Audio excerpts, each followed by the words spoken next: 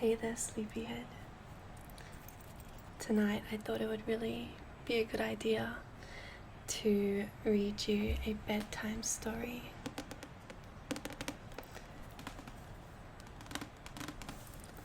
I want to get into reading more, and so I went to the library and hired out this book.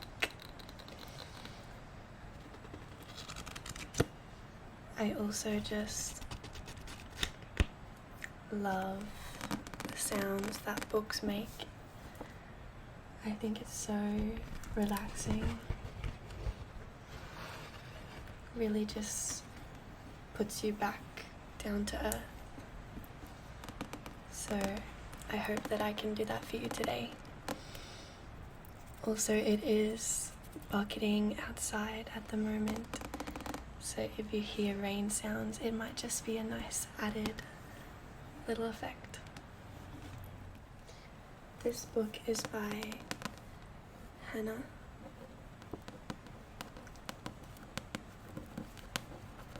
Kent.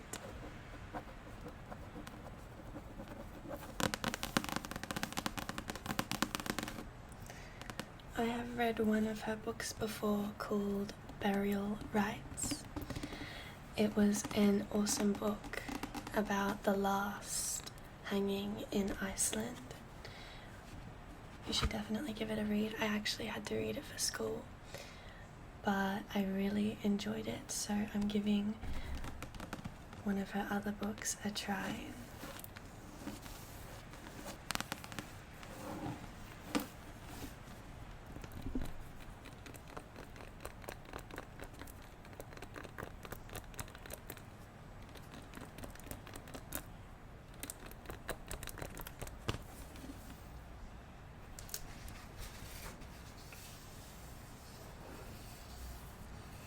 If you enjoy this series, if you enjoy this video, I should say, I might turn it into a little series where I read you passages or maybe little stories to help you go to sleep.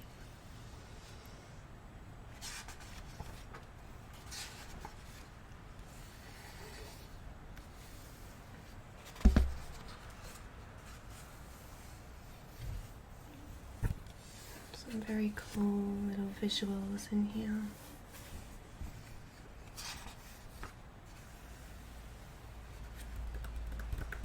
Also, please excuse me if I say words wrong.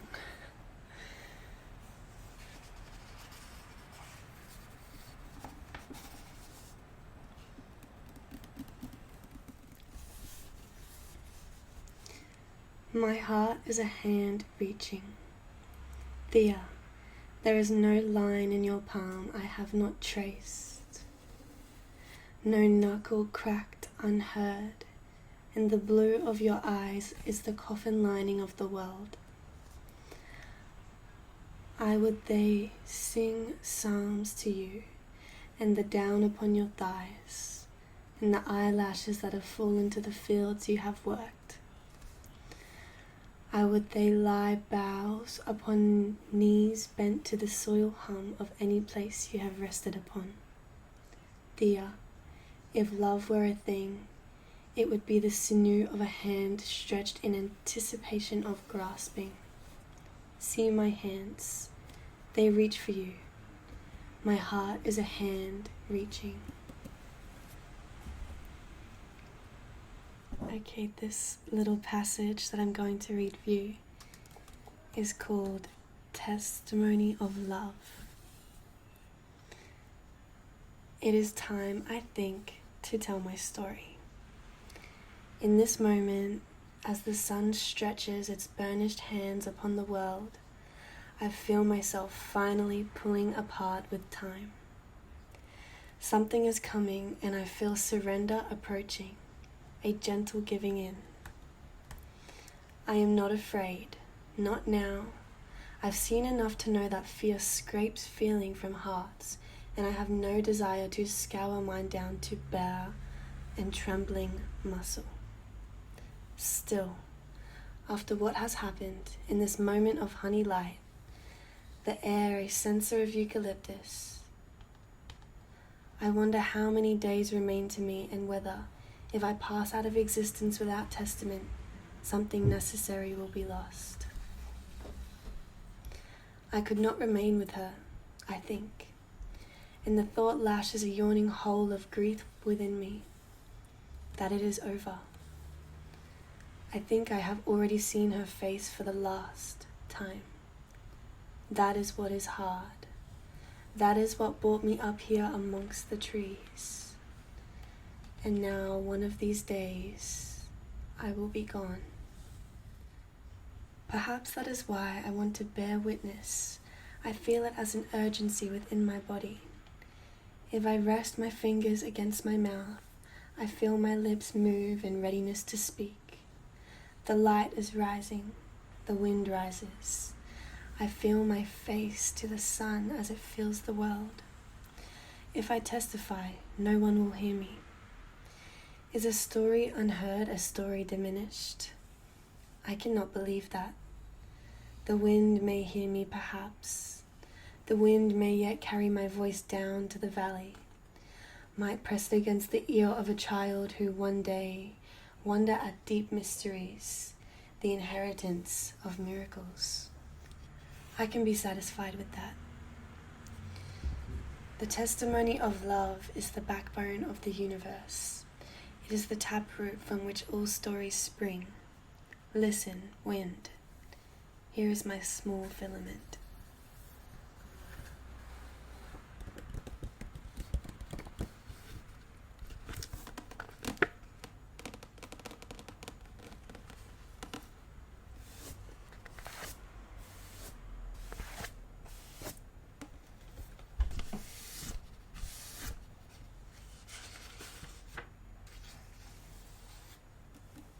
Before.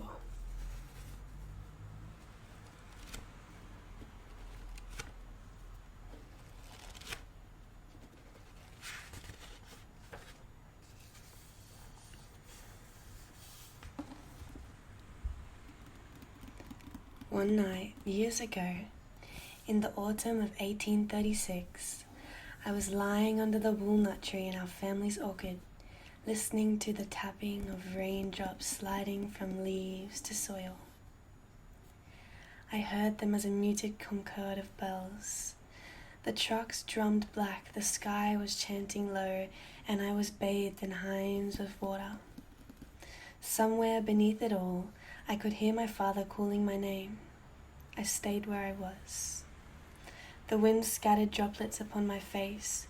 The damp soaked through my clothes. Hayne! I closed my eyes. For the past 2 evenings, and this night too, my mother had been at the Radkit's house for I don't even know if I want to try to pronounce this word. Wiederschließen? It's not English, so I feel like I can be excused with that one. And I was determined to make the most of my freedom. I had escaped outside as soon as she left. I was 14, nearly 15, and not used to the burdens of womanhood and its inert domestic companions of needle and thread, bucket and cloth. Our cottage, with its low ceiling and cramped rooms, suffocated me. I missed the livingness of things. Hayne, the walnut tree,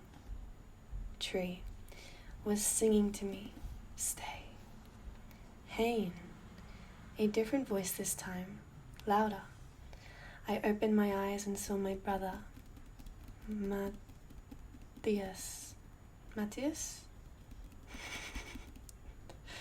looking down at me with a bemused expression, lantern in hand.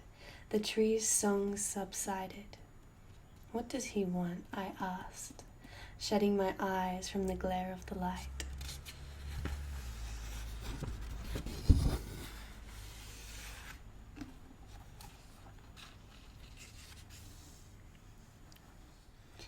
If you go inside now, he won't see you.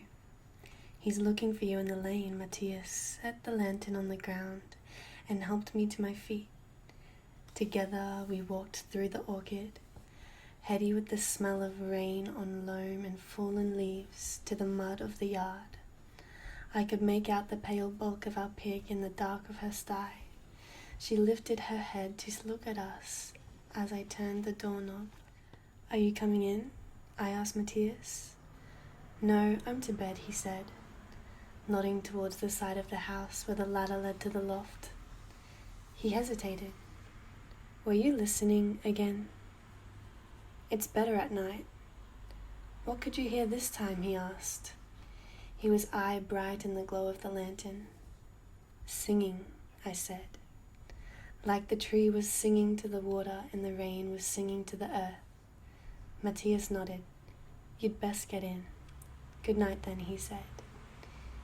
And he moved off into the dark.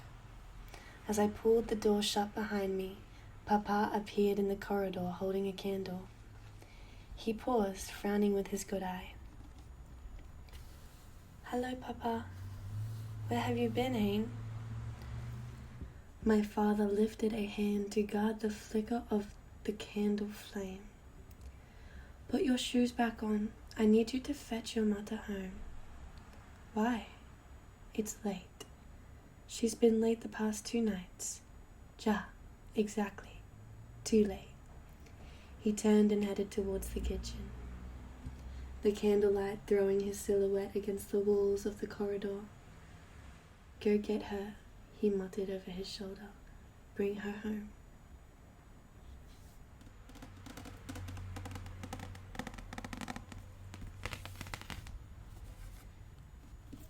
I think that's all I'm gonna read today. Just a little bit of a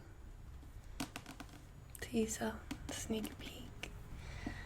I wanted to try something different, so just let me know what you guys think.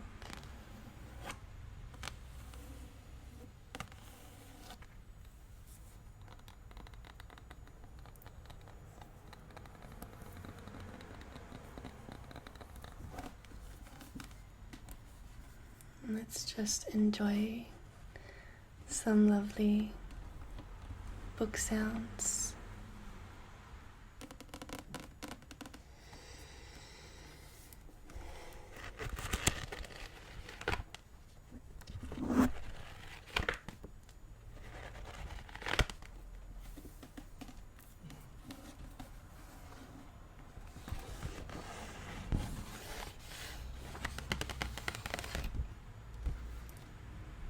I don't know how anyone could not want a hard copy book.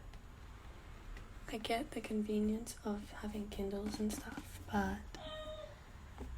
but there's something about having this hard copy in your hands and just being completely in the moment with the book.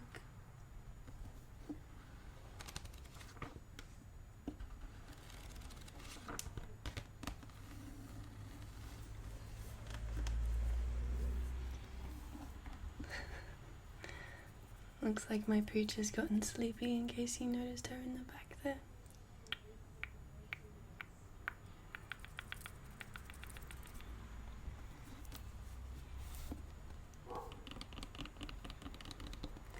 I think if I were to do this again,